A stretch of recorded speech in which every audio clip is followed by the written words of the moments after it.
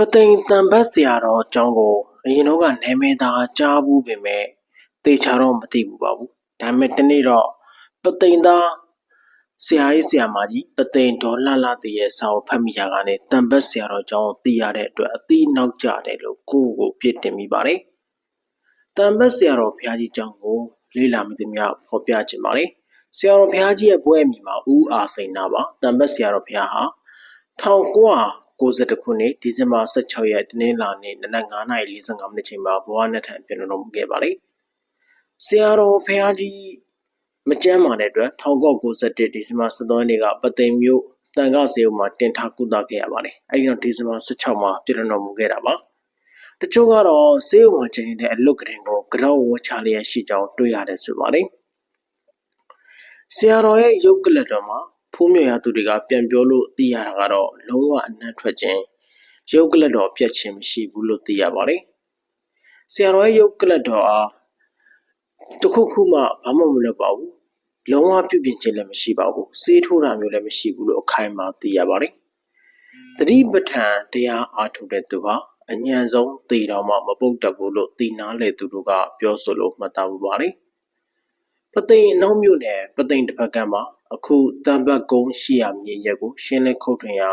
ဖျားငုတ်တို့အပြိုအပြက်တစုပေါ်ထွက်ခဲ့ပူပါတယ်။အခုတံပတ်ဆရာတော်ရဲ့အထက်ဆရာတော်လက်ထက်မှာဖြစ်တဲ့အတွက်တက်ဂရစ်တော့အတိအကျမသိပါဘူး။တောဖုံးလွှမ်းခဲ့တဲ့ဇီရီတော်ကြီးမှာတန်ကြီးအထက်တက်ပြီးလက်တော်ခန့်တံပြားကြီးတွေနဲ့ပတ်တိုင်းထားတာထူးဆန်းတွေ့ရပါတယ်။ဖျားမှာရစ်ပတ်ထားတဲ့တံပြားကြီးမှာတန်ကြီးကြောင့်ပိုင်းပြက်ကွာကြလျက်ပတ်လည်းပတ်မိခြင်းမရှိတော့ပါဘူး။တံပြားတွေဟာလည်းကျိုးပဲ့ပျက်စီးနေပါလေ။ဆရာတော်တွေနဲ့ရွာသူရွာသားတွေကအဲ့ဒီဇီရီတော်ကြီးကိုမူလာတိုင်းတံပြားကောင်းနဲ့ပြန်ပတ်ပြီးတပ်ပယ်အောင်ပြက်လက်တီထောက်ကိုကွယ်ခဲ့ပါလေ။အဲ့ဒီတံပြားပတ်တဲ့ဇီရီကြီးကိုအစွဲပြုပြီးတံပတ်ရွာဆိုပြီးပေါ်လာတာပါ။ဇီရီတော်ကြီးကိုနောက်အရှိတီတက်ခိုင်ခန့်စေတဲ့အတွက်တံပြားကြီးနဲ့ခေဆက်ဆက်ပတ်ငုံပြီးတီထားတာကိုအစွဲပြုပြီးတံပတ်ဖျားလို့ခေါ်ဝေါ်ကြပါလေ။အဲ့ဒီဖျားနဲ့ဆက်တဲ့ဆရာတော်ကိုလည်းတံပတ်ဆရာတော်တံပတ်ရွာဆိုပြီးဖြစ်လာပါလေ။အခုအခါတံပတ်ရွာဟာအေရဝတီတိုင်းဒေသကြီးတွင်သာမကရန်ကုန်မန္တလေးထပ်အောက်ကျင်ညာကြော်ကြားတည်င်းပြန်လျက်ရှိပါလေ။ပသိမ်တစ်ပတ်ကန်းရှိတံပတ်ရွာဆိုပြီးတွားနေတာဟာတံပတ်ဆရာတော်ဘုရားကြီးရဲ့ဖုံးတကိုးကြောင့်လည်းဖြစ်ပါလေ။အဲ့ဒီခေတ်အခါကပါတံပတ်ဆရာတော်ဘုရားကြီးဟာမြင်သမျှကိုမေတ္တာကြီးစွာထားပါလေ။လျာလုံးနဲ့အေးလူရိုးသားလောက်ကင်စားတော့တဲ့တံပတ်ရွာသားတွေပေါ်မှာလည်းခရုဏာကြီးစွာမေတ္တာတရားပွားများပါလေ။တံပတ်ရွာကိုဖျားချောင်းမှာဝင်ရပါလေ။အဲ့ဒီဖျားချောင်းမှာတံပတ်ရွာကိုလှမ်းဝင်လာရင်ဖျားချောင်းတစ်လျှောက်မြောက်များလှစွာသောဖျက်ပြက်ဖျားငုတ်တို့တွေကိုဖူးတွေ့ရမှာပါ။ရှင်းနှစ်ပေါင်းများစွာကတည်ထားတဲ့ဖျားတွေဖြစ်ပါတယ်။တချို့လည်းနောက်ပိုင်းယသိသူတော်တွေကဖော်ထုတ်ပြုပြင်တာလည်းရှိမပြုပြင်တာလည်းရှိပါတယ်။တံပတ်ရွာလွန်တဲ့အထိဖျားငုတ်တို့တွေရှိတယ်ဆိုပါတယ်။တံပြားကြီးနဲ့ရစ်ပတ်ထားတာအစွဲပြုပြီးတံပတ်ဖျားလို့ခေါ်တဲ့တံပတ်ဖျားကြီးရဲ့အုပ်တွေဟာကုန်းမောင်ခေလောက်ကလို့မှတ်သားရပါတယ်။အုပ်ချက်ကြီးတွေဟာအလျားတစ်တောင်အနှံတစ်ထွာရှိအုပ်ချက်ကြီးတွေပါ။တံပတ်ကုန်းလေးကုန်းမှာအခုတံပတ်ဖျားကြီးမှာတမကတံပတ်စီတီကြီးရဲ့တောင်ဘက်ရွံ့မှာလည်းဒီလိုဖျားကြီးတွေကိုတွေ့ရပါတယ်။တံပတ်ဆရာတော်ဘုရားကြီးရဲ့အကြောင်းကိုလေ့လာကြည့်တော့ဆရာတော်ကို1906ခုနှစ်နိုဝင်ဘာလ25ရက်တနင်္ဂနွေနေ့မှာအုပ်ဖို့ရွာမှာဖွားမြင်ပါလေလယ်သမားကြီးဦးဆန်လင်းနဲ့ဇနီးတော်ရွှေခါတို့ရဲ့သားသမီး6ယောက်အနက်ဆရာတော်ဟာတပါးပါဝင်ဖြစ်ပါလေဆရာတော်ဟာဒုတိယမြောက်သားမြဲရတနာဖြစ်ပါလေငယ်နာမည်ကမောင်ရှိန်ပါမောင်ရှိန်မျိုးကိုဆွေမျိုးတွေကခေါ်လို့မရှိပါဘူးပညတ်သွားရတသက်ပါဆိုတော့မောင်ရွှေထူးဆိုတဲ့အမည်နဲ့သာအမည်တွင်ပါလေတံပတ်ဆရာတော်ဟာငယ်နာမည်မောင်ရွှေထူးတွင်ရခြင်းအကြောင်းကရှင်းပါလေနုစဉ်ခါကပင်ကြံသားခြင်းတွေနဲ့မတူတခြားကလေးတွေနဲ့မတူတမှုထူးခြားပါလေမိဘတွေပေါ်ကြံသားသမီးတွေထပ်ပို့ပြီးရိုသေကိုင်းဆိုင်လောက်ကျွေးပြုစုပါလေနည်းနည်းစောစောထဖျားကြော့တယ်လူတိုင်းနဲ့တင့်လျောက်ပတ်စွာနေပြီးစကားလုံနေတယ်တီးခတ်စိတ်ကြီးပါလေဆရာတော်လောင်းလျာမောင်ရွှေထူးကမောင်ရှင်ဟာ73နှစ်သားရွယ်မှာမိခင်ဖြစ်သူကွယ်လွန်ပါလေဒါနဲ့ပဲဆရာတော်လောင်းလျာဟာညီထွေးဆုံးနိုးစုကလေးမောင်ထွန်းအောင်ကိုပြုစုရပါလေမိသားစုအလုံးလေယာဝင်ချိန်ဆရာတော်လောင်းလျာမောင်ရွှေထူးဟာတမိသားစုလုံးစားဖို့ထမင်းချက်ပြုတ်ပါလေအဲ့ဒီနှစ်ဟာ1919ပါချက်ပြုတ်ပေးရတယ်ဆိုပေမဲ့လူငွေကိစ္စမှာလည်းစိတ်ပါဝင်စားမှုမရှိပါဘူး ညီတွေကငါးရှာဖားကြလုံရင်လည်းမနစ်ပြပါဘူးချက်ပြုတ်ပြီးဖို့လာတဲ့ငါးဖားတွေကိုအရှင်ပါလာရင်အားလုံးကိုလွတ်ရကိုဇီဝိတဌာနပြုပါတယ်မိသားစုနဲ့ကြုံတိုင်းလည်းငါးတွေဖားတွေကိုအတန်ပေးပြီးတော့ခြောက်လက်ပါလေဒါကြောင့်ရွှေထူးလာရင်ငါးဖားရှာမရတော့ဘူးဆိုပြီးတော့ညီကိုမောင်နှမတွေကပြောပါတယ်ဆရာတော်ဟာမိခင်ကွယ်လွန်ပြီးတဲ့ချိန်ကစပြီးမူလရှင်ရင်ဆွဲလောကီညီငွေဓလေ့တွေပိုပွားလာပါတယ်သရဝါဒီပေါ်မြစ်တာပိုများလာပြီးစကားနဲ့တစ်ထက်နေလာပါတယ်လူလောကမှာမပြောပိုက်တော့ပါဘူးဒါနဲ့ပဲဆရာတော်ဟာအရွယ်နဲ့မလိုက်အောင်တိတ်ခါရှိရှိတမာတိတည်ကြည်တာအကြောင်းပြုပြီးငယ်နာမည်မောင်ရှင်ကိုအများတကာကရွှေထူးဆိုပြီးခေါ်ပါလေမောင်ရွှေထူးအသက်14နှစ်ကျော်မှာအုပ်ဖို့နဲ့10မိုင်ဝေးတဲ့တန်ဖတ်ရွာကိုရောက်လာပါတယ်အိမ်မတစ်တစစ်ရောက်လာပြီးတန်ဖတ်ကျောင်းဆရာတော်ဦးဝင်သားရှိမှာကိုရင်ဝတ်သင်္ကန်းစီလိုကြောင်းလိုက်လာပါလေဆရာတော်ကမိခင်ဖခင်ခွင့်ပြုမှရမယ်ဆိုတဲ့အတွက်တွားပြန်တော့ခမည်းတော်ဦးဆန်လေးလိုက်လာပြီးနောက်ဆုံးသင်္ကန်းစီပြီးလဲရပါလေအဲ့ဒီနှစ်ဟာ1920ပါသင်္ကန်းဝတ်နဲ့ပျော်ပတ်နေတော့ကျမ်းမာရေးမကောင်းတဲ့အတွက်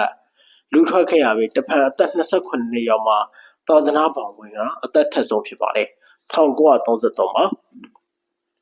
တဝါကျော်ကိုရင်ဝတ်စင်ကလည်းတာမဏေသိက္ခာပုဒ်တဲ့ညီတိတိကြီးကြီးနေပါတယ်တန်ဘတ်ဆရာတော်ကြီးဦးဝန္တာဟာအခုတန်ဘတ်ဆရာတော်ဦးအာစိန်နာရဲ့ဥပဇေဆရာတော်ဖြစ်ပါတယ်ယဟန်ပေါမှာရှင်အောင်စိန်နာဟာဆရာတော်ကြီးဦးဝန္တာမှာဝိနည်းတုတ်ခါသိက္ခာပုဒ်ပရိယပဋိပတ်တွေသင်ကြားပို့ချပါတယ်ဦးအာစိန်နာဟာတဒါတကြိုဘိက္ခုပါတိမောက်တို့ကိုလည်းတကြွပါတယ်ယဟန်ဖြစ်တော်မူစားကစပြီးတရားဘဝနာမှာလှိုက်လိုက်လဲစိတ်ပါဝင်စားပါတယ်နေ့စဉ်နက်4နာရီအိပ်ရထားတယ်ဖျားဝတ်တက်တယ်အာယုံစွန်းဖုံးပေးပြီးတော့ပြန်ပြီးတော့ဖျားရှိခိုးပရိကံပြုကမ္မထမ်းထိုင်ပါတယ်နေ့ပိုင်းမှာစာပေတင်နေပြီးရင်ညပိုင်းမှာည9နာရီနဲ့10နာရီထိတရားထိုင်ပါတယ်ငယ်ရွယ်စဉ်ကတည်းကတနေ့2ကြိမ်တရားအားထုတ်ပါတယ်တပန်ဆရာတော်ဦးဝန်သားမှာအနေစွန်းစာပြီးနောက်တစ်ချိန်မိုးလွဲ2နာရီတစ်ချိန်2ချိန်ထပ်မံဖြစ်ဆိုပြီးကမ္မထမ်းတရားပွားများပါတယ်တနေ့4ချိန်တရားအားထုတ်ပါတယ်နေစဉ်ကလေးကချူချတဲ့ဆရာတော်ဟာတရားဓမ္မရတာကိုသဘောကျတဲ့အတွက်ကြောင့်ချူချာချာယောဂမှန်သမျှတရားထိုင်ခြင်းနဲ့ပဲကုသပြောင်းခဲ့ပါလေ။တနေ့4ချိန်တရားထိုင်ရတာငယ်ကပေါ့ဆရာတော်ဦးဝန်သားကထိုင်ခိုင်းတာဒါကိုကျေးဇူးတင်နေရတာတရားထိုင်ရတာကောင်းလို့ယုံကြည်လို့မြင်းတရယောဂကြောင့်ဆေးတွေစုံအောင်စားခဲ့ရတာအဲ့ဒီဆေးတွေအကုန်ပြစ်ပြီးတရားကြီးဖိတယ်ယောဂပြောက်တာပဲလို့မိန့်ကြားတော်မူပါလေ။ဟိုးချော်တဲ့သတင်းသီးရက်ကိုကြားတာကဒီလိုဖြစ်ပါလေယဟန္တာတပါကောင်းကင်ကနေစံကြွသွားတာကိုအဲ့ဒီခက်ကလူတော်များဖူးတွေ့ရပါလေယဟန်တော်ဟာပသိမ်တကောင်းဖျားကြီးဘက်ကနေပြီးရွှေစည်းကုန်းဘက်ကိုကြွတော်မူတာတေချာလိုက်ဖူးသူတချို့နဲ့ကလေးတွေကတော့တံပတ်ကုန်းရဘက်ကိုယဟန်တော်ပြန်ကြွသွားတယ်တဲ့တခါမဟုတ်နှစ်ခါမဟုတ်ခဏခဏတွေ့ပြီးတော့ဒါဆိုတံပတ်ရွာဆရာတော်တေချာတယ်လို့ဆိုပါလေ1353တစမုံလာပြတော့3ရက်တနင်္ဂနွေနေ့မှာတံပတ်ဆရာတော်ဟာမိမိတရင်300တံပတ်ကျောင်းဝင်တွင်မူလတံပတ်ဖျားကြီးပြီးမှကိုနှွေးစီရီတော်နှစ်စုကိုပတ်နဲ့ရိုက်ပါတယ်ဆရာတော်ဦးဝန်သာဟာတံပတ်ကျောင်းမှာတရင်သုံးပြီးဝါအစိတ်ရကတခြားကျောင်းတစ်ကျောင်းပြောင်းပြီးသာသနာပြုမယ်လို့မိန့်ပါတယ်အဲ့ဒီဆန္ဒအရတံပတ်ကျောင်းမှာတရင်သုံးပြီးဝါအစိတ်ရရွှေလုံးကုန်းစက်ကုန်းကိုကြွရောက်သာသနာပြုပါတယ်တဖန်ပသိမ်ဆက်တော်ရပန်းတင်ကုန်းကိုလှည့်ပြီးသာသနာပြုပါတယ်ဦးဝစိန်နာကိုကျောင်းကြီးမှာစိတ်ချလက်ချထားရခဲ့တော်မူပါလေဦးဝစိန်နာလည်းဆရာတော်ဦးဝန်သာစကားမြေဝဲမကျနားထောင်ပြီးတော့ဦးဝန်သာဟာပသိမ်ပန်းတင်ကုန်းမှာပဲအောင်မြင်စွာဆက်ပြီးသာသနာပြုခဲ့ပါလေ10နှစ်ခန့်ကြာမှတံပတ်ကျောင်းကထိန်ဘက်မှာကျောင်းအဖို့မွေးနေလို့မိန့်ကြပြီးဦးဝစိန်နာဆရာတော်တွေအစုံညီနဲ့ကျောင်းအပ်ပါလေဘယ်သင်္ကန်းဘယ်စွမ်းမှမရှိတစိုးတစီမှဟိတ်ဟံမရှိပကတိယူသားမှန်ချမှုကြောင့်ရဟန်းရှင်တို့များကတံပတ်ဆရာတော်ကိုလွှတ်ကြည့်ညူပါလေအနီးနားမှာရှိတဲ့တောင်သူလက်သမားတွေငွေကြေးချိုးတဲ့သူတွေကိုလည်းမြစ်တာထားပါတယ်မရှိရှိကကျွေးဝေးပါတယ်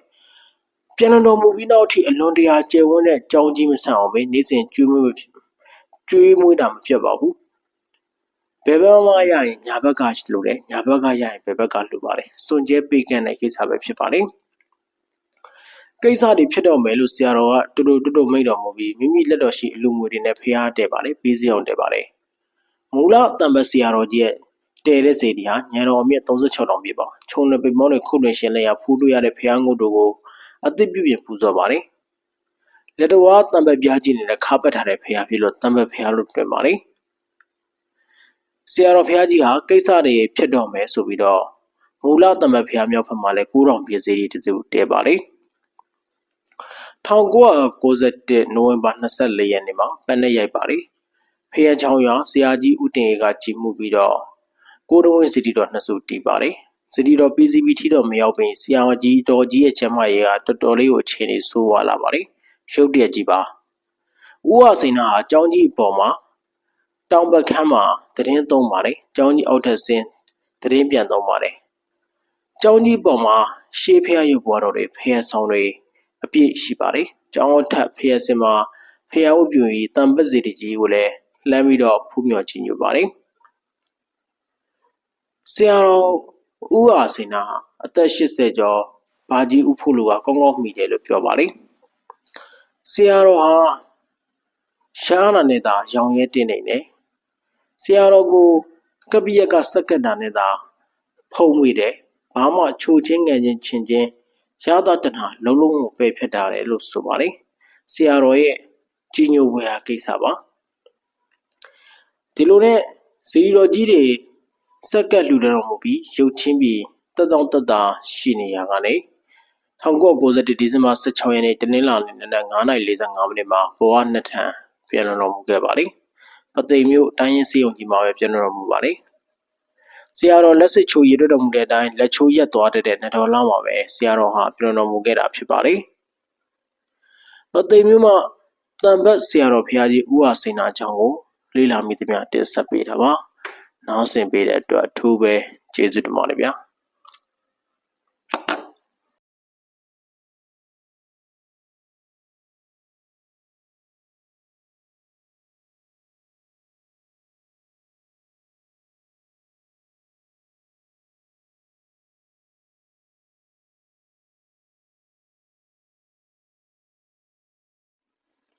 မဟာကစ္စနာယာမကျောင်းသားကြီးရဲ့ပဓာနနာယကသက်တော်ရှိကျေးဇူးတော်ရှင်တာဦးဆရာတော်ဘုရားကြီးဗန္ဒနာတေဇင်တာမဟာထေမြတ်ရဲ့ဘဝဖြစ်တော်စဉ်မှတ်တမ်းမှာထူးခြားအံ့ဖွယ်အကြောင်းအရာတစ်ခုကိုထုတ်နှုတ်ဖော်ပြခြင်းပါတယ်။ဒီအကြောင်းအရာကိုဆရာတော်ဘုရားကိုယ်တိုင်ကရေးသားခဲ့တာဖြစ်ပါတယ်။ဘယ်လိုမျိုးမှတ်တမ်းထင်တာလဲဆိုတော့ဆရာတော်ဟာရှေးဖုံးရှိကံပင်နေညောင်းတော့လေဉာဏ်စွမ်းဝရိယစွမ်းရှိလာလို့ရတာယနာစေမျိုးနဲ့မိမိရဲ့ရူပကာယခန္ဓာကိုယ်ရုပ်ပြောင်း၍သွားအောင်တက်ဆွမ်းနိုင်ပါမူတရားတည်းမှာပင်တရားမကတစ်ထောင်မကနေရတဲ့သဘောနည်းလမ်းအမှန်ဖြစ်ပါတယ်တဲ့ဆရာတော်ဘုရားကြီးဟာယဟန်ငယ်ဘွားကကျမ်းမာရေးအလွန်ချို့တယ်ဒါကြောင့်ငါယဟန်ငယ်ဘွားကအလွန်ချူချတယ်ဒါနဲ့ပဲဆရာတော်တစ်ပါးကပြားရည်နဲ့ရောပြီးနည်းနည်းစီဖုံးမိဖို့ဆေးပြားအနေငယ်စွန့်တယ်ဒါမဲ့ငါကတခါတည်းနဲ့ယောဂလည်းပျောက်ချင်တော့ကုံဖုံးမိလိုက်လို့တကိုယ်လုံးပူလောင်ပြီးတညာလုံးဝမ်းနေသွားတာကုရီကလည်းမထရဘူးထိုးကြတာကအားမကုန်တော့ဘူးရေချင်းချိုးမှတက်တာသွားတယ်အဲ့ဒီချိန်ကစပြီးငါကျမ်းမာရေးအခြေအနေကောင်းလာတယ်ငါ့ကိုဆေးစွန့်ပေးခဲ့တဲ့ဆရာတော်ကြီးနဲ့ပြန်နေတော့ဆေးကိုတခါတည်းနဲ့တပည့်တော်ကုံအောင်ဖုံးပေးလိုက်တယ်လို့ရှောက်တော့အများအယံအံ့ဩသွားတယ်လို့ဆရာတော်ဘုရားကြီးကမိန့်ပါလေဆရာတော်ဘုရားယဟန်ငယ်ဘဝမှာလောကုတ္တရာစာပေတွေစီးပွင့်ရင်တစ်ဖက်ကအဂိယစေအင်နခတ်အစရှိတဲ့လောကီပညာရပ်တွေလေ့လာပါတယ်ဆရာတော်ဘုရားဟာအိန္ဒိယနိုင်ငံမှာအထုတ်ဝေတဲ့စေချမ်းများကိုလေ့လာပါတယ်ခုကဆရာတော်ရဲ့ဗီဒီယိုထဲမှာနာမည်ကျော်ဆရာဝန်ကြီးဒေါက်တာ KM နာဂါဒလီရေးသားတဲ့အိန္ဒိယ Material Medical လို့ခေါ်တဲ့စေချမ်းတစုံသာကျန်တော်ပြီးအခြားဆောင်တွေကပျောက်ရှားကုန်ပြီလို့ယူဆရပါတယ်အထူးသဖြင့်အဂိယပညာမှာယဟန်ငယ်ဘဝကလေးကထူးချွန်ပေါက်မြောက်ခင်ဟန်တူပါတယ်တကိစ္စနဲ့ပတ်သက်ပြီးငါလည်းအဂိယထိုးတဲ့ဖုန်းကြီးတွေအရင်ကတော့ကြည့်မရဘူးကြည်လည်းမကြည်ညိုဘူးဒါပေမဲ့ငါကိုတွေ့ကြုံခဲ့ဘူးတယ်ပြောရမယ်ဆိုရင်ယဟန်တစ်ပါးကပြန်တော်မူကန်ဒီချိန်မှာသူ့တပည့်တွေကိုခေါင်းတစ်လုံးရှာခိုင်းပြီးခန္ဓာကိုယ်ကိုရေမချိုးနဲ့ပိုက်မခွဲနဲ့သင်္ကန်းဟောင်းတစ်စုံထက်ခေါင်းကိုပိတ်ထား9ရက်ကြာမှဖွင့်ကြည့်လို့မှာခဲ့တာငါကိုတွေ့ကြုံမှုတယ်သူ့ရဲ့တပည့်တွေကလည်းဆရာတော်မှာတဲ့အတိုင်းဆောင်ရွက်ပြီး9ရက်ကြာမှဖွင့်တော့အဲ့ဒီဆရာတော်ကြီးကိုရှာမတွေ့တော့ဘူးဒါဟာကိုတွေ့ဖြစ်တယ်မယုံမရှိကြနဲ့ဆရာတော်တပါးလုံးကလည်းမှာတဲ့အတိုင်းဆောင်ရွက်ကြပြီးဖွင့်ကြည့်တဲ့အခါကိုယ်တစ်ပိုင်းကပြာဖြစ်နေပြီးပုတ်စော်မနှံဘူးဒီလိုကိုတွေ့ကြုံခဲ့တဲ့အတွက်ဓာတ်ကိစ္စကိုငါငယ်စဉ်ကတည်းကစီးပူးခဲ့တယ်လို့ဆရာတော်ကြီးကမိန့်ပါလေဆရာတော်စီမှာဓလုံးများစွာရှိပါတယ်ဗေဒလုံးလို့ဆိုတဲ့50ဆောင်အသစ်ရဲ့ တောင်လေးတောင်ကိုကျောင်းသားတွေကတင်းတင်းကင်စီပြီးဓလုံးကိုထက်တပည့်တွေကိုဖမ်းစေတယ်ဘယ်သူမှဖမ်းမရညအခါကျောင်းဝင်းထဲပြစ်လိုက်ရင်မီးလုံးပေါ်မှာဝင်းလက်ပြီးလူတယောက်အရက်အမြင့်မှလှည့်လည်နေတဲ့ထူးဆန်းတဲ့ပြထားလုံးလည်းရှိပါတယ်ကျောင်းသားတွေကိုဖမ်းစီရမမိကြပဲဆရာတော်အလိုရှိတဲ့ခါမှာလက်ထဲကိုပြန်ရောက်ပါတယ်ဆရာတော်ဘုရားရဲ့ကျောင်းတိုက်ကိုတာဦးကျောင်းတိုက်လို့လည်းလူသိများပါတယ်ကျောင်းတိုက်အမည်အပြည့်စုံကတော့တာဦးကစ္စနာယာမကျောင်းတိုက်ပါမြန်မာလိုရွှေကျောင်းဆိုတဲ့အဓိပ္ပာယ်ပေါ့ဧက290ကျယ်ဝန်းတဲ့ကျောင်းကြီးပါဆရာတော်ဘုရားကအန္တရာယ်ရှိတယ်စိုင်းဘုတ်ကိုဖြုတ်လိုက်လို့အမိန့်ရှိလို့ကစ္စနာယာမကျောင်းတိုက်ဆိုတဲ့စိုင်းဘုတ်ကိုဖြုတ်ပစ်လိုက်ရပါတယ်ကျောင်းသားချို့ဟာကျောင်းတိုက်အတွင်းရွှေတို့ငွေစားချို့ကောက်ရပူတဲ့အဲ့ဒီတုန်းကကျောင်းသားငယ်လေးတွေဖြစ်တဲ့ကိုသိန်းညွတ်ကိုအောင်ကဲအစရှိတဲ့ကျောင်းသားတွေဟာငပြောပင်နဲ့တရက်ပင်ဆက်ဖို့မြေတူးရကနေရွှေတို့ရွှေစားတွေကောက်ရပါတယ်ဆရာတော်ဘုရားကရင်တုန်းကဒီနေရာမှာအောင်ဘဆိုတဲ့ပုဂ္ဂိုလ်တူလောကီထွက်ရအောင်မြင်သွားခဲ့တယ်သူလုပ်ခဲ့တဲ့ရွှေတို့ရွှေစားတွေဖြစ်မယ်လို့မိန့်ရှိပူပါတယ်ဆရာတော်ဘုရားဟာရွှေဖြစ်မဖြစ်စမ်းသပ်ဖို့တယ်လို့လည်းဆိုပါတယ်ဒီနေ့ဆရာတော်ဘုရားဟာတကားကြီးတယောက်ဖြစ်တဲ့ဥပကြိုင်ထံမှာမိထုံးငွေရင်းကားပြားတစ်ပြားအလူခံရမှုပါတယ်အဂိယနီနဲ့ပြပြင်လိုက်တော့ရွှေရင်းကားဖြစ်ပါတယ်ရွှေရင်းကားကိုဦးအေးမောင်ဆိုသူကိုစွန့်လိုက်ပါတယ်ဦးအေးမောင်လည်းရွှေရင်းကားကိုရန်ကုန်မြို့မကိုလန်းရွှေဆိုင်မှာဘာပူကလားကိုပြတော့ဘာပူကလားကဒီလိုရွှေရင်းကားမျိုးနောက်ထပ်ဘလောက်ရှိလဲရသလောက်ဝယ်ယူလို့လည်းလို့မှားပါတယ်ဦးအေးမောင်ကထူးဆန်းတဲ့ဟာဆိုပြီးဆရာတော်ဘုရားကိုချောက်တော့ဆရာတော်ဘုရားကမောင်အေးမောင်ပြန်ပြောလိုက်ဒီပြားတဲ့ဒီတစ်ခါတည်းရမယ်လို့မိန့်ပါတယ်ညအခါကျောင်းဝင်းတွင်မှာဗရရှင်တလုံးပြန်တန်းနေတာတခါတည်းတွေ့ရပါတယ်ကျောင်းသားတွေလိုက်ဖမ်းတော့လည်းမမိပါဘူးဆရာတော်ဘုရားငယ်စဉ်ကတကိစ္စလေးလာခဲ့ခြင်းမှာကျန်းကျန်းမာမာအသက်ရှည်စွာနဲ့တရားဓမ္မအကျင့်ကြံအားထုတ်ရန်နဲ့သာသနာအကျိုးတည်ပိုးဆောင်ရွက်လိုတဲ့ပုဂ္ဂိုလ်တွေကိုကူညီပေးဖို့အတွက်ရည်ရွယ်ခဲ့ဟန်တူပါလေဝါခေမမျိုးတန်လျက်စွန်းဆရာတော်ဥပုံညဂျိုးဖြူဆရာတော်ဥက္ကန်ဆရာတော်စွန်းလုံးဆရာတော်ဘုရားတပည့်ကိုရင်ကြီးဦးတုံကရာတို့ကိုလည်းကူညီပေးခဲ့ပူပါတယ်ဝါခေမမျိုးတစ်ဖက်ကရွာသိရက်ကွက်တန်လျက်စွန်းကျောင်းဆရာတော်ဥပုံညနဲ့ပတ်သက်ပြီး1980ခုနှစ်မတ်လ1ရက်နေ့ကပေါ့ဆရာတော်ဘုရားဟာတခါကဝါခေမမျိုးမှာ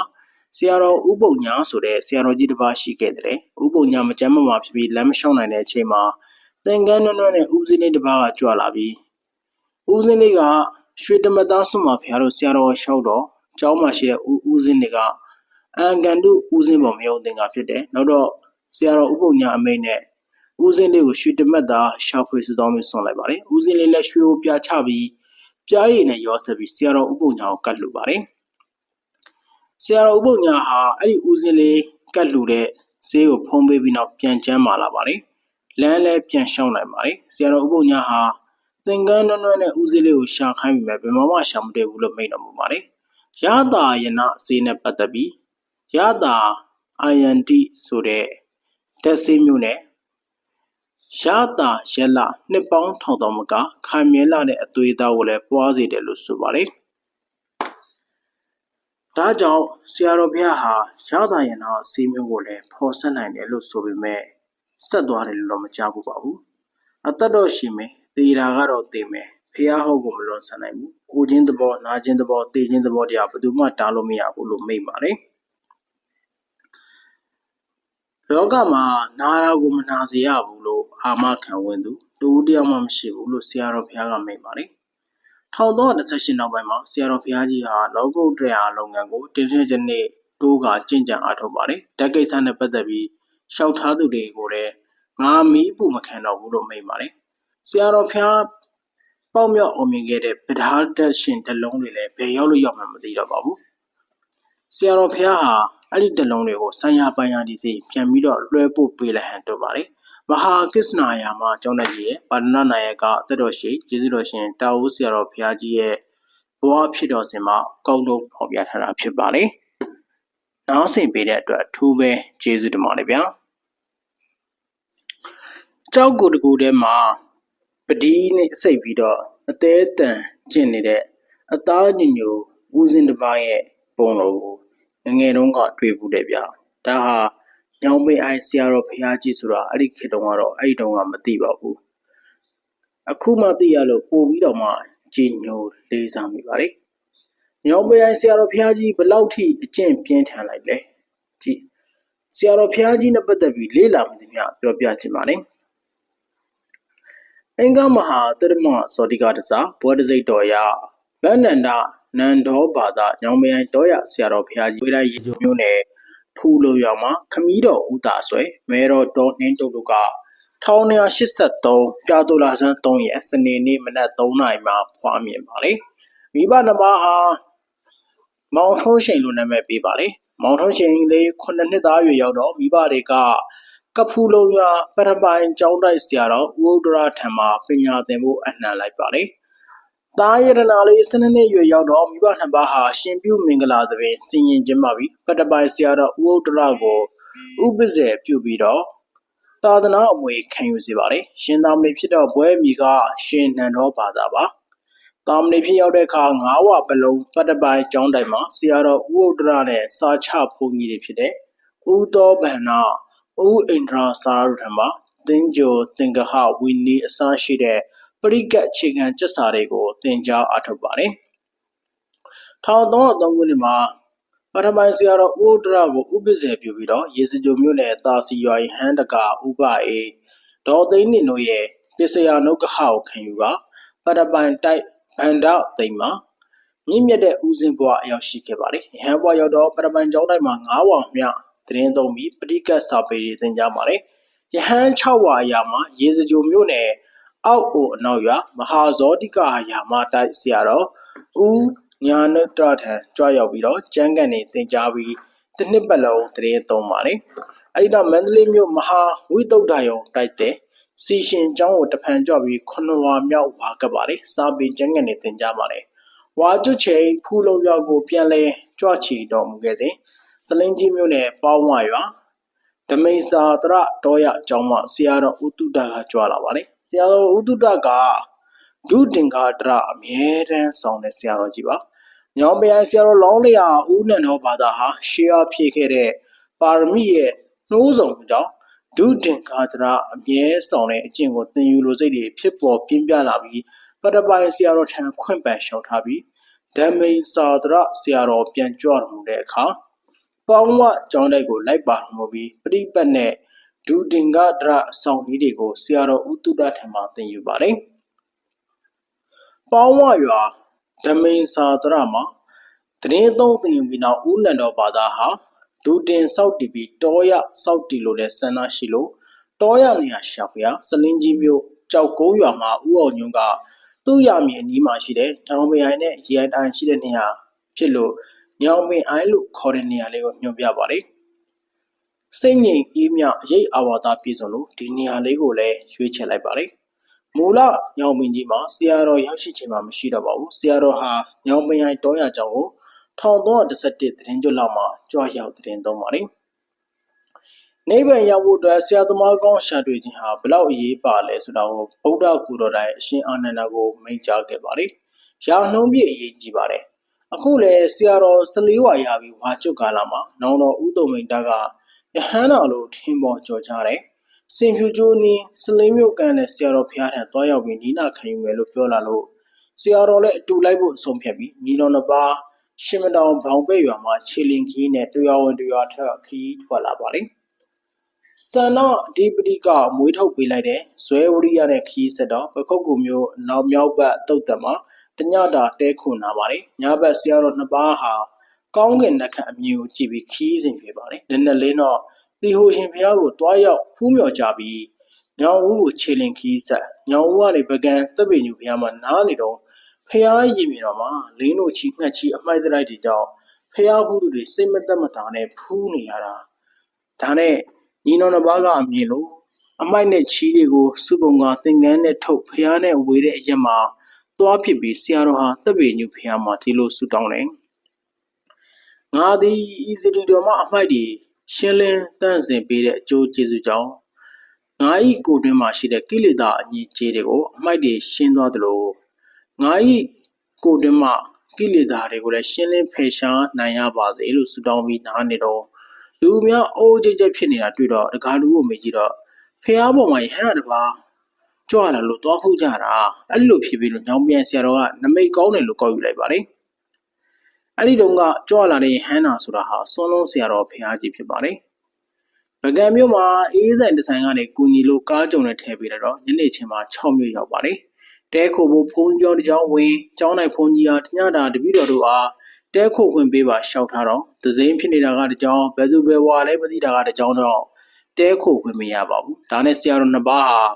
6မြို့စိတ်ကမ်းမှာရှိတဲ့စိတ်ခံဘောလေးပေါ်မှာပဲညတာကျင်းဆက်ရပါတယ်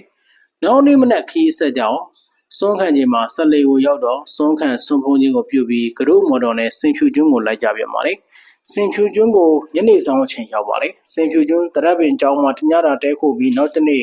စင်ဖြူကျွန်းမှာဆလင်ကိုစွန်းစားခြင်းမှာရောက်ရှိတော့ဆရာတော်တို့မှာ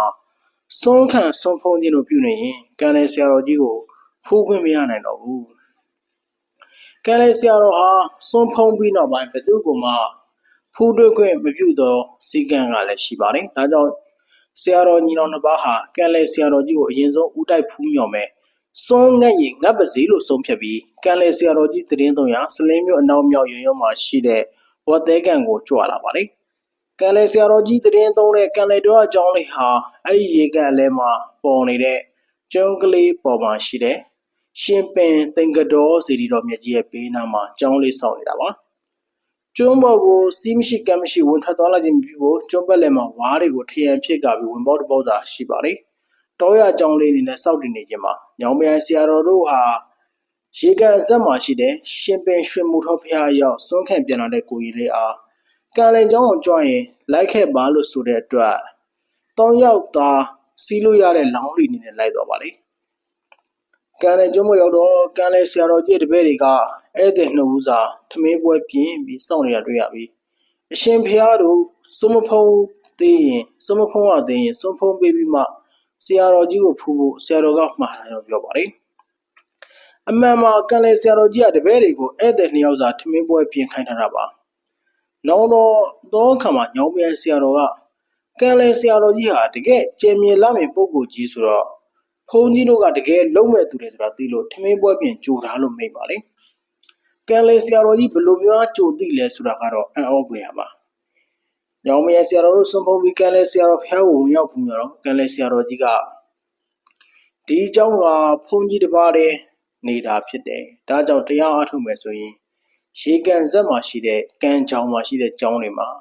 တရင်သုံးကြပါမတိတာမေးစရာရှိရင်ဘုန်းကြီးစီလာမေးဖို့မိန့်လို့ညောင်ပြန်ဆရာတို့ညီတော်တစ်ပါးဟာကံလေကျောင်းရဲ့အနောက်ဘက်တက်တဲ့ကံဆက်မှာရှိတဲ့ပြည်တော်ဦးဖျားနီးမှာရှိတဲ့ကံကြောင်ရဲ့မှာဆောက်လုပ်ပြီးနေတဲ့အုပ်ကျောင်းလေးမှာတရင်သုံးပြီးစွန်းကိုစလင်းမြို့မှာခံယူပါတယ်နေကင်းပိုင်းမှာခံတက်လိုင်ကူမှာတရားအားထုတ်ပါတယ်မသိမေးမြန်းစရာရှိရင်ညနေဆောင်အချိန်လောက်အလောင်းလေးတွေနဲ့လှော်ပြီးကံလေဆရာတော်ထံမေးမြန်းပြီးဆက်လက်အားထုတ်ပါတယ်ဒီလိုတရားအားထုတ်ရင်နောက်တော့ဦးသုံးမိတာကနာမကျန်းဖြစ်လို့ဖူလုံးရောကိုပြန်ကြွတော်မူတဲ့အခါညောင်ပြန်ဆရာတော်ဟာတပါးလေးကံကြောင်မှာဆက်လက်တရားအားထုတ်ပါတယ်3လခန့်ကြာညောင်ပြန်ဆရာတော်ဟာမိမိအလိုရှိတဲ့တရားတွေအပြည့်အဝရောက်ရှိပြီးတော့ဆရာတော်ဘုရားကြီး15ဝါအရောက်မှာညောင်ပြန်တောရကျောင်းကိုပြန်လဲကြွချီတင်တော်ပါတယ်ညောင်ပြန်ဆရာတော်ဘုရားကြီးဟာညောင်ပြန်တောရကျောင်းကိုဒုတိယကြိမ်ပြန်လဲကြွချီတင်သုံးခဲ့တဲ့ကျောင်းရဲ့ပုံစံမှာမကြီးပင်ကြီးအောက်မှာထလက်မိုးလေးတစ်ခုဘေးကောင်မပါတဲ့တစ်ဖက်ရဲ့တဲလေးအောက်မှာအမိပါတဲ့ခုံတန်းလျာအဟောင်းတစ်ခုတန်းလျာရှိမှာစပွဲအိုကြီးတစ်လုံးသာရှိပါတယ်တန်းလျာအစွန်တစ်ဖက်မှာနှခမ်းပဲ့နေတဲ့တောက်ရီအိုးလေးတစ်လုံးရှိပါတယ်ကျောင်းမှာ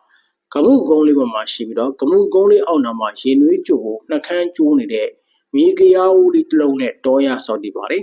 ဒီလိုတောရဆောက်တည်ကြီးအချင်းဟာဒူတင်73ပါးဆောက်တည်ရမှာတပါးပါဝင်ပါစွမ်းခံစားခြင်းစွမ်းကိုရောမှုရည်စားခြင်းတဏှာထဲမှာတနေ့တနက်တီတစ်ခုခွက်တီးသောတပိတ်မှုခွက်ကိုတုံးပြီးစွန့်ဖုံးပေးခြင်း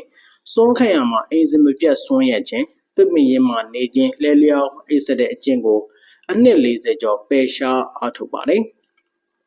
ဆရာတော်ကျင်းဆက်တဲ့ပုံစံမှာခုံတန်းလျာပေါ်မှာထိုင်ရှေ့စပွဲလေးပေါ်မှာလက်ပိုက်ပြီးတင်ကအဲ့ဒီလက်ပေါ်မှာခေါင်းကိုမှီပြီးကျင်းဆက်ပါတယ်ဆရာတော်ဟာရေချိုးခြင်းကိုမလုပ်ဘဲနဲ့ဝတ်ထားသောသင်္ကန်းကိုဝတ်လို့ရတဲ့အထိဝတ်ရုံပါတယ်ဆရာတော်အားထုတ်တော်မူခဲ့တဲ့ဒူတင်တွေကိုအမြင့်ဆုံးအမြတ်ဆုံးဖြစ်အောင်တူတူဝဝအားထုတ်ပါတယ်ဒီလိုအားထုတ်စဉ်မှာအနှောက်အယှက်တွေရှိပေမဲ့သိခံပြီးအားထုတ်ပါတယ်ဥပမာပြောရရင်ဆရာတော်ကျောင်းကုန်းရောင်ဆုံးခံကြတော့ဆရာတော်ရဲ့ခေါင်းရိပ်တင်လုံးသားဓာတ်သွေးတဲ့ကြောက်တဲ့မုံအပွဲလေးတို့ကိုယူဆော်ခြင်းဖွက်ထားခြင်း နေအောင်ကာထားတဲ့သင်္ကန်းအဟောင်းပိုင်းစားတွေကိုယူဆောင်သွားခြင်းဆရာတော်ရဲ့သင်္ကန်းကိုခေါင်းပါခြုံပြီးတရားကျင့်နေတော့ဖနက်ကိုယူသွားခြင်းတို့ကြုံရပါတယ်။နောက်ပိုင်းဆရာတော်မှာဆုံးခံကြွရင်ဖနက်မပါပဲတမိုင်ကျော်ကြောက်ကုန်းလမ်းမှာရှောက်ရတာများတော့ခြေပွားကြီးဟာအတမတူကြီးတည်နေပါတယ်။ဆရာတော်ဟာဆန်ရှည်နှကမ်းမွေးမိုးစင်မှုရှင်နဲ့ဆုံးခံကြွတာမျိုးလို့ရွာသူရွာသားတွေကဒီလိုရှေ့ထားခြင်းမသိလျော်ကြောင်းရှောက်တော့ဆရာတော်ကဘာမှမပြောပဲခက်မစင်နေပါတယ်။ဒါနဲ့ရွာသူရွာသားတွေမသိငါလို့ဆရာတော်เจ้าကိုလိုက်ကြည့်ကမှခေါင်းရိပ်တာဓာသွေးကြောက်တင်ပုံအကွဲလေးဖက်နှက်ပါမကြမ်းဘာမှမရှိတာသိရမှာရွာသားတွေကနွားကြောင်းသားတွေစိတ်ကြောင်းသားတွေထင်းခွေသူတောလိုက်သူတွေကိုခေါ်ယူတတိပေးပြီးဆရာတော်ကြီးကိုမနှောက်ယှက်ဖို့တားယူရတဲ့အထိဖြစ်ခဲ့ရပါတယ်အဲ့နောက်ပိုင်းဆရာတော်ကြီးဟာကျောင်းနီးမှာရှိတဲ့ကျောင်းလိုက်ကူမှာသာစကားမပြောတဲ့အကျင့်ကိုစောင့်ပြီးတည်သုံးပါတယ်17နှစ်ကြာပြီးမှကျောင်းကိုပြန်ကြွချီကစကားပြန်ပြောပါတယ်မူလကစကားနေတဲ့ဆရာတော်ဟာစကားပြန်ပြောပြီးမဲ့ပိုစကားနေသွားပါတယ်လိုရင်းမဲ့မိတ်ပါနဲ့ဒါကြောင့်တပည့်တွေကဆရာတော်မိတ်နာကိုပြန်ကျဲချဲ့ပြီးဘာလို့ဆိုလို့လဲပြန်ကောက်ရတဲ့အခါပုံများပါတယ်ဆရာတော်ဟာကျောင်းကုန်းရွာကိုစွန်းကန်အမြဲကြွပါတယ်ဒီနေ့ဆရာတော်စွန်းကန်ကြွလာရင်ခြေသလုံးမှာစူးချစ်လို့အနာကြီးဖြစ်နေတာကိုရွာသားတွေကသတိထားမိပါတယ်နောက်နေ့ဆရာတော်လမ်းလျှောက်မှာထောနဲ့ဖြစ်တာကိုရွာသားတွေကရိပ်မိပြီးဆရာတော်ကဘာမှမပြောလို့နေရဆရာတော်ဆုံးကမကြောက်တာ3ရက်ရှိမှရွာသားတွေလိုက်တော့ပါတယ်ကျောင်းကိုရောက်ပြီးမဲ့ဆရာတော်ခုံနှလဲမှာထိုင်နေတာမျိုးတော့ရွာသားတွေကဆရာတော်ဘုရားဆုံးခတ်မကြောက်တာ3ရက်ရှိပြီမို့နေကောင်းရဲ့လားတပည့်တော်တို့လာကြည့်တာပါဘုရားလို့လျှောက်တော့ဆရာတော်ကဘာမှပြင်မမိတ်ပဲနေပါတယ်ဆရာတော်စူးချစ်တဲ့အနာရောကောင်းသွားပြီလားလို့မေးပေမဲ့ဆရာတော်ဟာဘာမှမမေးပဲနေပါတယ်ဒါနဲ့ပဲရွာသားတွေဟာစူးချစ်အနာကိုဖုံးထားတဲ့သင်္ကန်းလှန်ကြည့်တော့မှဆရာတော်ခြေသလုံးမှာအထက်အောက်9လက်မခန့်ဘေးတိုက်2လက်မလောက်ရှိတဲ့အနာပြင်ကြီးပေါ်မှာလောက်ပိုးကုန်တွေတက်နေတာတွေ့ရပါတယ်ဒါနဲ့ရွာသားတွေဟာနွားလေးပြန်ယူကြဆရာတော်မှာလမ်းမရှောင်နိုင်တဲ့အတွက်လှဲနဲ့ပင့်စလင်းကြီးမျိုးပြည်သူ့စေုံမှာကုပေးရပါတယ်ဆရာတော်ရဲ့ခြေသလုံးမှာအမာရွတ်အကွက်ကြီးကျန်ခဲ့ပါတယ်ပေါင်းဝရွာသားဥခင်မောင်ဟာညောင်ပင်ဆရာတော်ကြီးရဲ့တပည့်ဖြစ်ပါတယ်ဆရာတော်ကြီးကသူ့ဆရာမှာကံလေဆရာတော်ကြီးဖြစ်ကြောင်းမိန့်ပူတဲ့အတွက်စင်ဖြူကျွန်းကိုရောက်ခိုင်းကံလေဆရာတော်ကြီးကိုတွားရောက်ဖူးမြတော့ကံလေဆရာတော်ကြီးကကို့နာမှာဖျားငုတ်တူကြီးရှိနေရဲ့နဲ့ဘာလို့ဒီထီအောင်လာဖူးရတာလဲဖျားငုတ်တူကြီးကိုပဲဆောင်းရှောက်လိုက်ကြလို့မိတ်ပါလေပေါင်းဝရွာသားဥခင်မောင်မော်ရွာသားဥပုခင်တို့ဟာဆရာတော်ကြီးတစ်ဖက်ရက်တည်းနဲ့တရင်သုံးနေစဉ်ကပဲဆရာတော်ကြီးရဲ့တပည့်တွေဖြစ်ခဲ့ပါလေဒါကြောင့်သူတို့မိကြီးဟာသူတို့ဟာဆရာတော်ကြီးကိုမကြာခဏစွန့်ကြိုက်ဖို့လူနေကြသူတွေဖြစ်ပါလေအဲ့ဒီချိန်ဆရာတော်ကြီးမှာဖက်လက်ပြန်စီးပြီးလားလို့မြင်တော့သူတို့နှစ်ဦးလုံးကအဲ့ဒီချိန်ကဆရာတော်ကြီးဟာဖက်လက်မစီးသေးဘူးတဲ့ငါတို့ဘာကြောင့်ဒီဖက်လက်လေးတရောင်လူကိုမေးခဲ့လဲမသိဘူးလို့ဖြေပါတယ်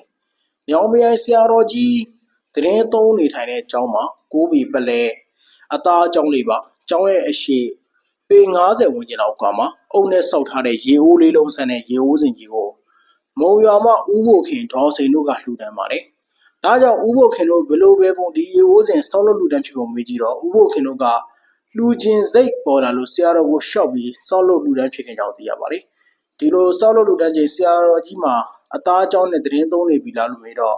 ဥဖို့ခင်တို့ကတယောက်မျက်နှာတယောက်ကြည့်ပြီးပြန်ဖြစ်တာအဲ့ဒီချိန်ဆရာတော်ကြီးကတစ်ဖက်ရက်တည်းနဲ့ပဲတရင်သုံးနေတယ်။တို့များဘာလို့ဆရာတော်ကြီးနေဖို့ကြောင်းလှူတဲ့စိတ်လေးမျာ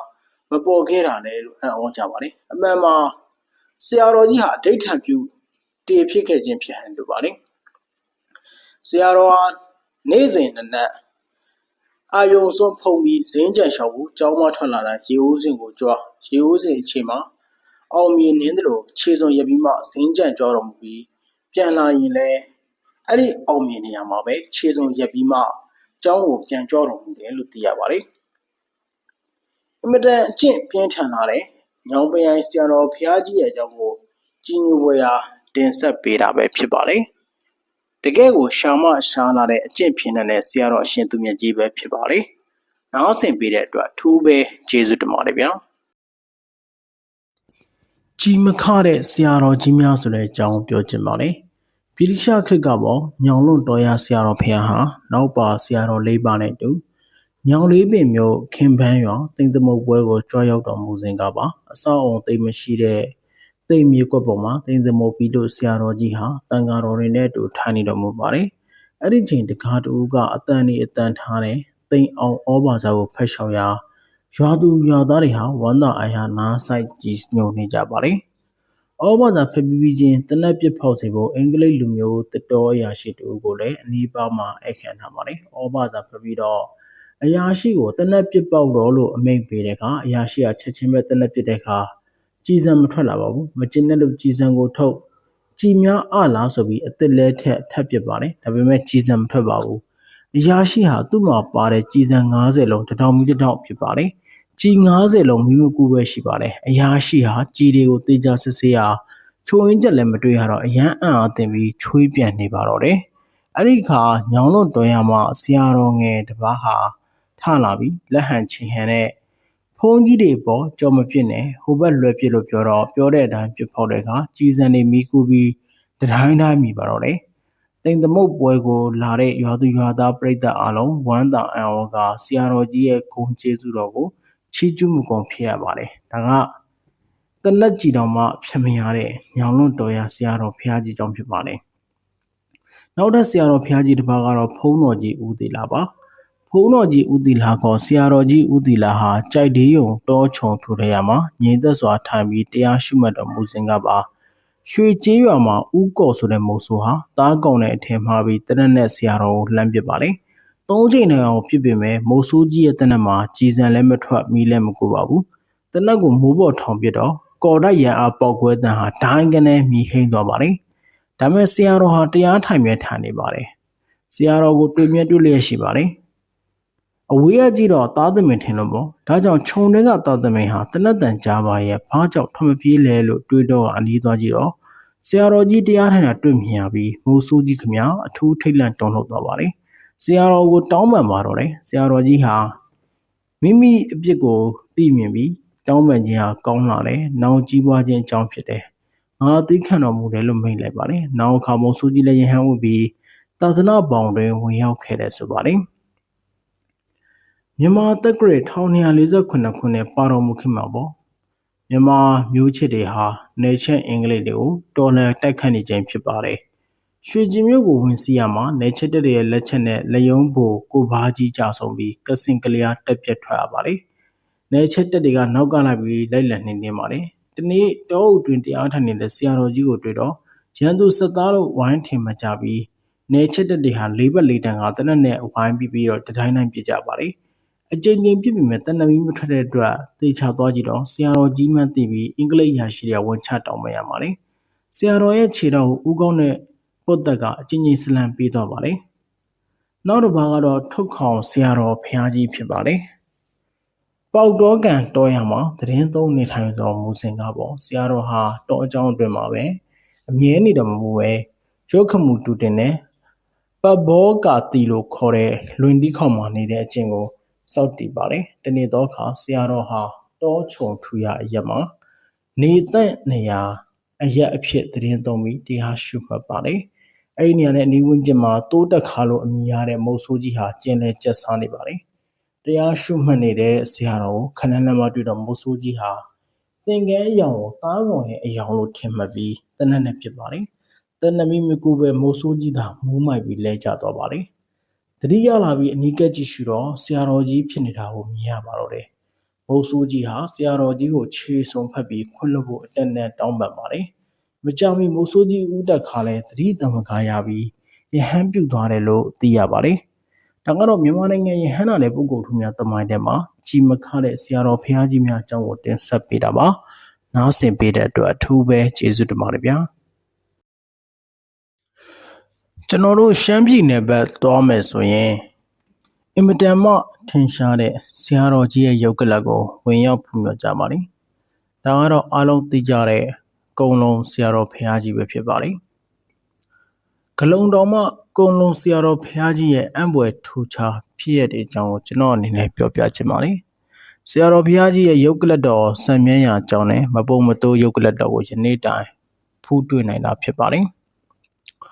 ကိုလုံးဆရာတော်ဘုရားကြီးနဲ့ပတ်သက်ပြီးတော့မှတ်သားမိသမျှကိုပညာရှင်တွေကအခုလိုမျိုးမှတ်တမ်းနေကြတာဗျ။ကိုလုံးဆရာတော်ဘုရားကြီးဟာတဲ့နှစ်ပေါင်းများစွာတောတဲ့တောင်ထဲမှာကမ္မထံဘာဝနာလုပ်ကိုပတ်တကုတ်စူးစမ်းအားထုတ်တော်မူခြင်း သားတက်လွတ်မီလို့ဖြင့်တတိဝလံကိုသာနှစ်ပေါင်းများစွာဖုံးပေးခြင်းဒါကြောင့်တတိဝလံတွေကိုသာအမြဲဖုံးပေးလိမ့်ရှိလို့ဆရာတော်ဘုရားကြီးရဲ့ကိုယ်တင်ရနံဟာ12ခုနံလို့နန္တာနံလို့အမြဲတမ်းသင်ပြန်မွေးကြိုင်နေတတ်ခြင်းဆရာတော်တရားအားထုတ်စဉ်အခါကတာရဲ့တိရစ္ဆာန်ကြီးတွေကဆရာတော်ကိုရံမပြုတ်ယုံနေမကဆရာတော်ကိုပူဇော်ပတမှုတွေပြုလုပ်ခြင်းယောဂဝေဒနာရှင်တွေများလဲဆရာတော်ကြီးရဲ့ပရိယေမေတ္တာရင်နဲ့ပတ်ဖြန်းပါကပျောက်ကင်းချမ်းသာတာများခြင်းတချို့အိမ်တွေမှာဆိုရင်ဆရာတော်ကြီးရဲ့ပုံတော်ကိုပဲယောဂကင်အောင်စီးပွားရေးလက်လာပါရွှင်အောင်ကိုးကွယ်ထားတာတွေလည်းရှိပါတယ်ကိုလုံးဆရာတော်ဘုရားကြီးရဲ့ပတ်သက်ပြီးတော့လေ့လာမိတဲ့အချက်တွေပြောရရင်ဆရာတော်ကြီးဟာထူးခြားချက်အချို့ကတော့ခဲဘွယ်ဘောဇင်တွေကိုနှစ်ပေါင်း30ကျော်ကြာအောင်စားနေပေမဲ့ကျမ်းမာပကတိရှိပြီးဝါဖြိုးနေခြင်းပါရမီထူးခြားစွာအသားတော်ကနေအမွှေးရနံ့တွေထွက်ခြင်းဆရာတော်ဘုရားရဲ့ခြေတော်ရင်းကိုရောက်လို့တော်သူတွေဟာတာသက်လွတ်စားပြီးလာမှသာဆရာတော်ကြီးစီကိုအစဉ်ပြေပြေလာရောက်မြင်နိုင်ခြင်းဆရာတော်ဘုရားကြီးရဲ့ကျောင်းတော်ကိုဧည့်သည်တွေလာမှာကိုဆရာတော်ဘုရားဟာကြိုတင်သိခြင်းအောက်လန်းနည်းနဲ့ပြုစားခြင်းခံရတယ်ဝင်နေရတယ်ဟာဆရာတော်ဘုရားကြီးရဲ့ရေချိုးတော်မူပြီးရေချိုးရမှကျန်တဲ့ရေကိုတောက်သုံးပါကခံစားနေရတဲ့ယောဂဝေဒနာတွေလက်ငင်းတိတ်ထိပျောက်ကင်းခြင်းသွေးရိုးသားရိုးအတော်အသင့်မကျန်းမာသူတွေဆရာတော်ကြီးခြေတော်ရင်အောက်ရောက်တာနဲ့လုံးဝသက်သာပျောက်ကင်းခြင်းဆရာတော်ဘုရားရဲ့အကြောင်းတော်ကိုဧည့်သည်ရေအတွက်ဘလောက်ပဲရောက်စေကမူချိန်ခါမရွေးခက်ခဲမရှိတဲခွန်နိုင်ခြင်းဆရာတော်ဘုရားဟာလဲလျောင်းတရားမှတ်တာမှအပါထိဏမိတ်တာမရှိခြင်းဆရာတော်ဘုရားထံရောက်ရှိဖူးမြော်လာသူတွေကိုအစဉ်အတန်းမခွဲခြားပဲအချိန်ကန့်သမှုမရှိပဲအဖူးမြော်ခံခြင်းဆရာတော်ကြီးပြိဋ္ဌာန်မှာဆရာတော်ဘုရားကြီးနဲ့ပဋ္ဌာန်းဆက်ရှိသူမှန်သမျှဖူးတွေ့ခွင့်ရရှိရမှာဖြစ်ပါတယ်ဆရာတော်ဘုရားရဲ့အကြောင်းတော်မှာပစ္စည်းလေးပါလိုလေးသေးလေးမရှိပြည့်စုံပြီတနေ့တစ်ခါဆရာတော်ပိုင်းပစ္စည်းတွေကိုတစ်ခုမကြမ်းပြန်လဲလူငါဝေဒန်းစွန့်လွတ်ခြင်းဆရာတော်ဘုရားရဲ့ညာဘက်လက္ခဏာမှာရှင်သေဝလိပုံတော်နဲ့ဘယ်ဘက်လက္ခဏာမှာရှင်ဥပဂုတ်တပုံတော်ပါရှိခြင်းခြေဘွားတော်မှာကြာပွင့်နေပါပြီဆိုပါခြေဘွားတော်နဲ့ဝေဒနာရှိတဲ့နေရာမှာကပ်ပြီးမေတ္တာပို့ပေးရင်ယောဂဝေဒနာသက်သာပျောက်ကင်းချမ်းသာခြင်းရင်ဘက်အလဲတဲ့မြာဖျားပုံတော်ဖြစ်ပေါ်ခြင်းဆရာတော်ဘုရားကျောင်းတော်ကိုဖူးမြော်ဖို့သွားပါကသားငါးတွေတည်သွားရင်အန္တရာယ်တစုံတရာတွေ့ရခြင်းဧည့်သည်များသားငါးပါလာတာကိုကြိုတင်သိရှိခြင်းဘယ်ရက်ဒေသမှာနေသူဖြစ်ပါစေတသက်လွတ်စားပြီးဆရာတော်ဘုရားကြီးအားပင့်ဆောင်ပြီးတည်တည်စွမ်းကပ်ပါကမနောစိတ်နဲ့ကြွပြီးဆွန့်ဖုံးပေးနိုင်ခြင်းဆရာတော်ဘုရားကြီးကြွလာကြောင်းကိုဆရာတော်ဘုရားရဲ့ကိုယ်မှထွက်တဲ့အမွှေးရင်းနဲ့အတိပေးတတ်ခြင်းတာသက်လွတ်စားပြီးကိုးကွယ်သူတွေကိုအနီးကပ်ဆောင်ရှောက်ခြင်းဆရာတော်ဘုရားဟံသစ္စာတိဋ္ဌံပြုပြီးလုပ်ငန်းတွေလှုပ်ဆောင်မှာကအောင်မြင်မှုရှိခြင်းဆရာတော်ဘုရားဟာတတော်80ကျော်အရွယ်ကိုချင်းနှင်းဝင်ရောက်ပြီးမဲ့လည်းသွားလာလှုပ်ရှားမှုမှာတာမန်လူငယ်တယောက်လိုအမြဲတမ်းဖြက်လက်တကြွခြင်းအစရှိတဲ့ထူးခြားတဲ့အချက်လက်တွေများစွာရှိပါတယ်ဆရာတော်ဘုရားကြီးရဲ့ဘဝဖြစ်တော်စဉ်ကိုလေ့လာလိုက်တော့ဆရာတော်ကြီးကို1908ခု AP 4ရက်နေ့မှာအဖဦးတူအမိတော်ထွေးမှုတို့ကမိရှုတန့်စင်ဖွားမြင်ခဲ့ပါတယ်ဆရာတော်ဟာတနုလူမျိုးပါငင်းနာမည်မောင်ထွန်းသာခေါ်ပါတယ်မွေးချင်း9ယောက်ရှိပါတယ်အငယ်ဆုံးပါအကိုမတွေကတော့မဝိုင်းမမုတ်မောင်ညိုမောင်ပိုအောင်ချိုရှမ်းပိုမောင်ထွန်းသာဆိုပြီးဖြစ်ပါတယ်ဆရာတော်3နှစ်သားရွယ်မှာဖခင်ဖြစ်သူဦးတူဆုံးပါသွားပါတယ်အဲဒီနောက်မိခင်လည်းဆုံးသွားပါတယ်ဆရာတော်ဟာတော်တော်လေးကိုလောကရန်ခံရပြီးတော့ယဟန်ဘဝဖြစ်တဲ့အထိခဲရင်နေထိုင်စားတောက်ခဲ့ရပါတယ်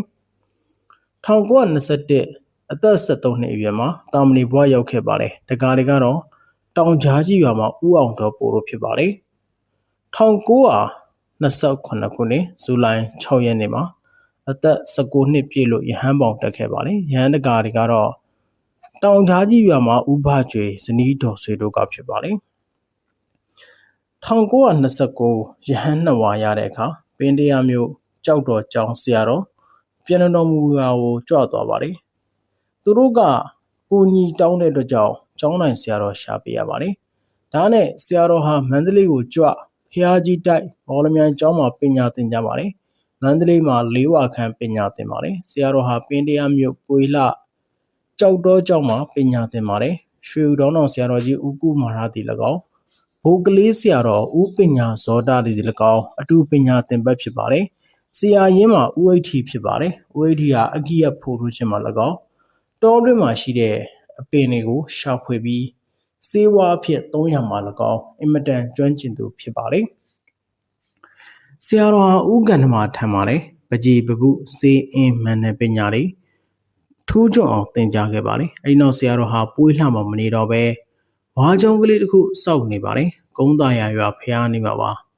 အဲ့ဒီအချိန်ဖေယနီကျောင်းဆရာတော်ဦးဝါသဖပြန်လို့ပါတယ်ဒါနဲ့ကျောင်းနိုင်ဖြစ်တာဝန်ယူရပါတယ်အဲ့ဒီခါမှစပြီးအသွေးအသားကိုတစ်သလုံးရှောင်ဖို့အဋ္ဌံပြုခဲ့တယ်ဆိုပါတယ်ဖေယနီကျောင်းမှာတရားအထုတ်စဉ်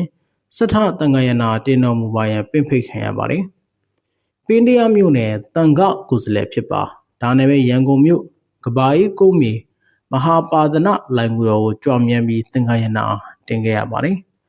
1956ကောဇောတက္ကရာ1318မှာတော့လောကီကိစ္စတွေအင်မတန်ညီးကွင်းလို့တော်ထွက်တယ်ဆရာတော်ဟာဖေယနီကြီးရွာမှာကျွဲကြောင်သားဖိုးအောင်ဆိုသူကိုခေါ်ပြီးတော်ထွက်တယ်ရော့စိတ်ပတိကရှေ့ရထွက်ဆိုပြီးသင်္ကန်းသုံးတယ်နဲ့တော်ထွက်တယ်နောက်ဘက်တောင်တန်းရှိဘော်နှင်းကူကိုထွက်ခဲ့ပါတယ်အဲ့ဒီကူရောက်တော့အလွန်ကြောက်စရာများတွေ့တဲ့အတွက်ဦးဖိုးအောင်ဟာရွာကိုပြန်ပြေးတယ်တဲ့အဲ့ဒီဘော်နှင်းကူမှာနှစ်ဖက်လုံးဝေးတဲ့နေရာမှာကြားတွင်းကူရှိပါတယ်အဲ့ဒီချိန်ဂလုံတော်မှာအဆောက်အဦတွေကသူတို့နေရာဂလုံတော်ကိုလာရောက်သာသနာပြုပါလို့အချင်းချင်းလျှောက်ထားပါတယ်ဒါနဲ့ဆရာတော်ဟာဂလုံတော်ကိုကြွပါတယ်ဂလုံတောင်ကြားတဲ့နှစ်ဖက်လုံးကွာမှာရေအန်ကြီးပြຫນွေမိုးဆောင်မြဲရည်ရှိပါတယ်ပေ300ဝန်းကျင်ကျေပြန့်တယ်နန်းနဂါးတွေရေကစားတဲ့ရေအိုင်းနဲ့ဂလုံတောင်ဆိုတာဟာဂလုံမင်းကြီးနေထိုင်ခဲ့မှုတဲ့အရက်ဖြစ်တဲ့ဂလုံတောင်လို့ခေါ်တဲ့ကြောင့်ဆရာတော်ကမိတ်ပါတယ်ဆရာတော်ဟာစားဝတ်အာဟာရတွေကိုလှူဒန်းသူရှိရင်ဖုံးပေးတယ်မရှိလဲနေတယ်ရက်ရှည်လာများကတ်သူမရှိလဲကျမ်းမာချမ်းသာသွားနေနိုင်တယ်သားတလွတ်တတိတိရွက်ကိုသာဖုံးပေးတယ်ဖြူစင်တဲ့သီလရှိတယ်တည်ကြည်တဲ့သမာဓိရှိတယ်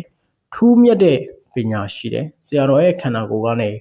နတ်သားစီရင်နဲ့အစင်မွေးတယ်ဆရာတော်ကြီးရဲ့ခြေဖွားနှစ်ဖက်မှာကြာဖို့ရှိပါတယ်ဆရာတော်ဟာဘော်နှင်းကူမှာတရားအားထုတ်စဉ်ခါကပေါ့ညအခါကာလကူထဲမှာအလင်းရောင်တွေထွက်နေလို့ရွာသားတွေတွားကြည့်ကြပါတယ်ဆရာတော်ကြီးကိုတွေ့ရပါတယ်ဆရာတော်ကြီးဟာကြားတွင်းကိုလည်းရွှေ့ပြောင်းအားထုတ်တယ်ကြားတွေจิตတွေကလာပူစော်ကြတယ်ဆရာတော်ကိုနမ်းကြတယ်အရန်တိရစ္ဆာန်တွေဟာကြောင်ငယ်လေးတွေတပွဲတော်တော်လေးကိုတိမ်မွေးကြပါတယ်တရရောခါကပေါ့ဂလုံတော်မှာဆရာတော်သတင်းသုံးအားထုတ်နေစဉ်လူစိုးလူမိုက်တွေခိုအောင်တဲ့နေရာဖြစ်တဲ့အလျောက်ဆရာတော်ထံတပည့်တကာတွေလာလှူဒန်းထားတဲ့ပစ္စည်းတွေကိုလူစိုးတွေကလာယူပါတယ်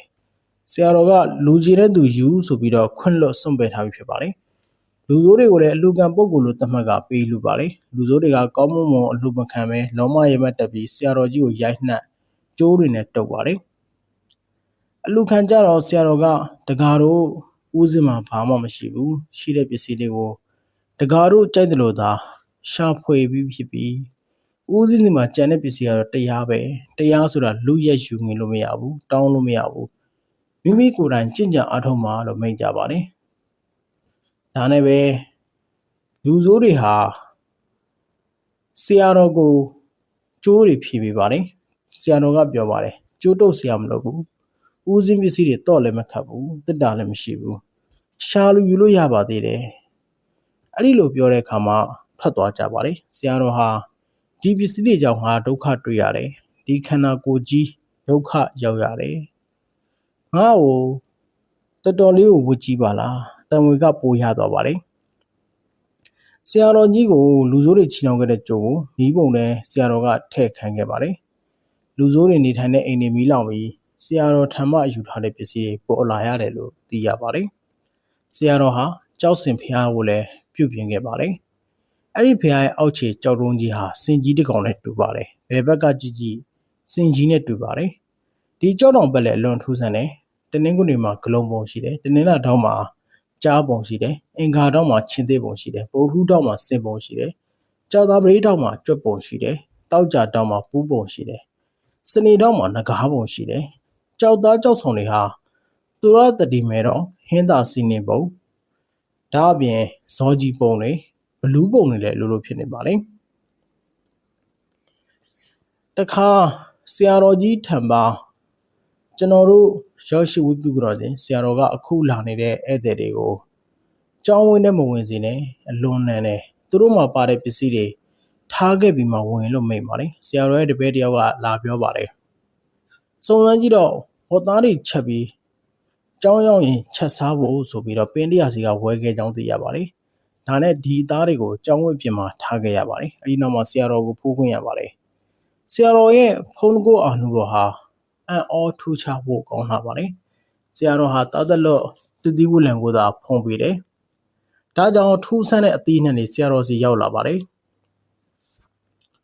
ဘူးဖျားဆရာတော်ထံရောက်လာခြင်းဘူးငန်းဆရာတော်ထံရောက်လာခြင်းပြောင်းဘူးကိုစုစီဆရာတော်ထံရောက်လာခြင်းအစရှိတဲ့ထူးခြားတာတွေလည်းရောက်လာပါတယ်ဘူးငန်းဆိုတာကိုဥဆောင်မင်းဆိုသူကလာလှူတာပါထူးခြားစွာဖူးလာတဲ့ပြောင်းမှုကြီးကိုဖူးကိုလည်းဆရာတော်ကျောင်းကိုလာလှူပြန်ပါတယ်ဒီပြောင်းမှုကိုဖူးအလယ်မှာအဖူးတစ်ဖူးကိုကြံဖူးငယ်တွေကရံပြီးဇေဒီကြီးတစ်ဖွဲ့ဖြစ်နေတာပါဆရာတော်ဟာပရိယတ္တိပဋိပတ္တိတာမကပကြီးပပုပညာပါတက်မြောက်တဲ့အတွက်ကြောင့်ဂလုံးတော်မှာရှိတဲ့တစောင်းတွေမှာတက်ဆင်တဲ့ပန်းဆွဲတွေဟာဆရာတော်ကြီးရေးဆွဲပြုလုပ်စေတဲ့ပန်းဆွဲတွေဖြစ်ပါလေ1981မှာတက်တော်85နှစ်ပြည့်ခဲ့ပါတယ်ဆရာတော်ဘုရားကြီးဟာခုဆိုရင်တော့ရှိမယ်ဆိုရင်တော့မှတက်တော်100ကျော်သွားပြီဖြစ်ပါတယ်ဆရာတော်ဘုရားကြီးဟာတက်တော်ရှိစဉ်ခါကအမေရိကန်ထိုင်းဂျပန်စင်ကာပူအိန္ဒိယဗုဒ္ဓဂါယာအရက်ဒေသတွေကိုလည်းတွားရောက်သာသနာပြုခဲ့တယ်လို့သိရပါတယ်ဆရာတော်ဘုရားကြီးဟာ1991မှာအဘိဓဇအဂမဟာတတမဇောတိကဘွဲတစ်စိတ်တော်စက္ကန့်ချင်းခံရပါတယ်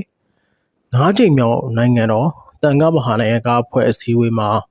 မြင်းကျက်ဆရာတော်မကွေးဆရာတော်ကြီးနဲ့တဖွဲ့လုံးသဘောတူညီချက်အရနိုင်ငံတော်ဩဝါဒစရိယဆရာတော်အဖြစ်ခန့်အပ်ခြင်းခံရပါတယ်ဆရာတော်ဘုရားဟာသက်တော်96နှစ်ဘဝတော်86ဝါအရ